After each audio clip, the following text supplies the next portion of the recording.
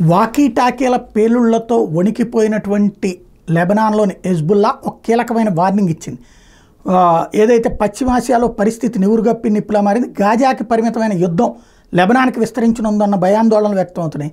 నిన్న మొన్నటి వరకు హమాస్ మీద దృష్టి పెట్టిన ఇజ్రాయెల్ ఇప్పుడు హెజ్బుల్లాను లక్ష్యంగా చేసుకుంది. ఈ నేపథ్యంలో హెజ్బుల్లా అధిపతి హసన్ నస్రల్లా గురువారం టీవీలో ప్రసంగించారు. పేజర్లు వాకీ టాకీల పేలుడుతో ఇజ్రాయెల్ హద్దు మీరిందంటూ ఆగ్రహం వ్యక్తం చేశారు. ఇందుకు ప్రతీకారం తీర్చుకుంటామని శపథం చేశారు. నస్రల్లా ప్రసంగిస్తున్న సమయంలో దక్షిణ లెబనాన్ మీద ఇజ్రాయెల్ వైమానిక దాడులతో విరుచుకుపడింది. ఇదే ఇక్కడ పాయింట్.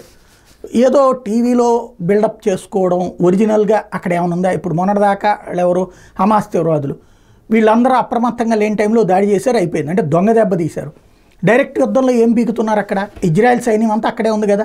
ఇప్పుడు వెళ్ళొచ్చుగా హమాస్ వాళ్ళు ఇజ్రాయెల్ మీదకి, హౌతీ వాళ్ళు ఇప్పుడు వెళ్ళొచ్చుగా ఇజ్రాయెల్ మీదకి డైరెక్ట్గా భూమి మీద నుంచి. హెజ్బుల్లా వాళ్ళు ఇప్పుడు వెళ్ళొచ్చు కదా.